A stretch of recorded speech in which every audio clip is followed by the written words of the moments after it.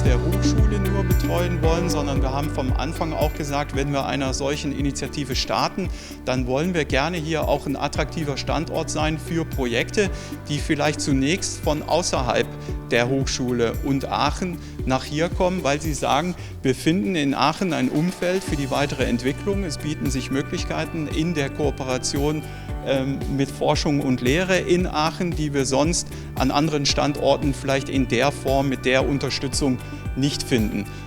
Projektideen, die in Richtung Validierung gehen, die sich noch entwickeln müssen, letztendlich hoffentlich eine Basis zu bieten, damit daraus später noch größere bzw. in unseren Augen sogar Leuchtturmprojekte entstehen können.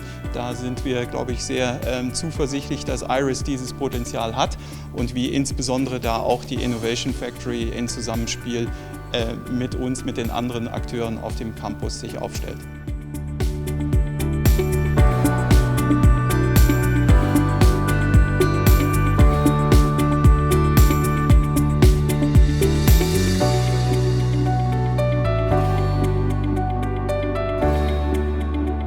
Sehr geehrte Damen und Herren, liebe Kolleginnen und Kollegen, mein Name ist Thomas Kraus und ich freue mich, dass ich Ihnen heute so die ersten Ergebnisse unserer Machbarkeitsstudie mit einem Prototypen von Stellar IRIS vorstellen kann. Denn wir haben oft Fragestellungen, wo so ein Tool möglicherweise in der Praxis eingesetzt werden könnte.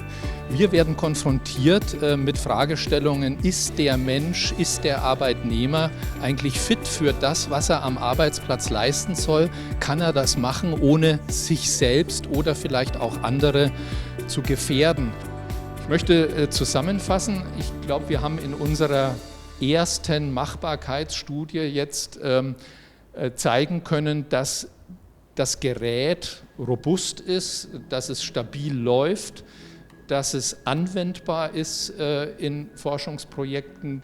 Also ich glaube, wir können im Moment sagen, wir haben in einer ziemlich kleinen Stichprobe jetzt explorativ Parameter identifiziert, die mit Expositionen assoziiert sind und wir sie eingeladen haben, weil ich überzeugt bin, dass in dieser Methode ein Potenzial steckt, das in vielen verschiedenen Bereichen Anwendung finden könnte, wenn man die entsprechenden Vorarbeiten macht. Wie gesagt, das war zunächst mal eine Machbarkeitsstudie, ein allererster Schritt, aber ich glaube, darauf kann man sehr gut aufbauen und das sollte aus meiner Sicht interdisziplinär passieren und die entsprechenden Gruppen sollten sich auch austauschen im Hinblick auf ihre Erkenntnisse und Ideen und ich würde mich sehr freuen, wenn das heute hier im weiteren Verlauf stattfindet.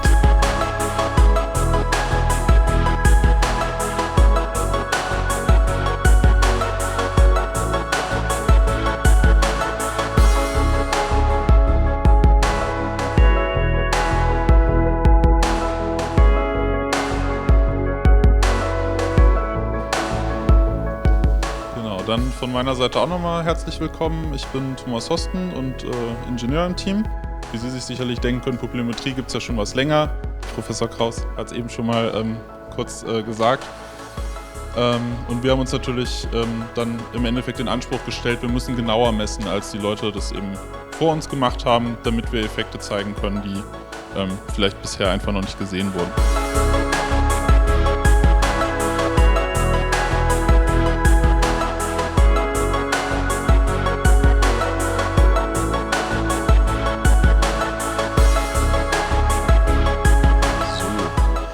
Vielen Dank, Thomas. Ich werde die nächste Fragestellung jetzt klären. Nachdem Thomas die Technik erklärt hat, ist dann die Fragestellung nämlich, was mache ich eigentlich mit den Daten, die erhoben wurden? Und ich möchte nicht auf die klassische Statistik eingehen, wie der Herr Reugels die in Kooperation mit dem Herrn Hilgers gemacht hat, denn das wurde ja schon heute hingehend geklärt. Und es gibt noch andere interessante Auswertungsverfahren und da kamen ja auch eben schon Fragen zu. Nämlich, wie kann ich denn so Muster erkennen, wie kann ich überhaupt Muster lernen über KI? Jetzt gibt es verschiedene Verfahren, es gibt zum Beispiel Support Vector Machines, es gibt Boost-Algorithmen, aber ein Verfahren, was in den letzten Jahren immer wieder an Bedeutung noch mehr gewonnen hat, als es eh schon hatte, sind die sogenannten neuronalen Netze. Das Ganze funktioniert einfach inspiriert vom menschlichen Gehirn.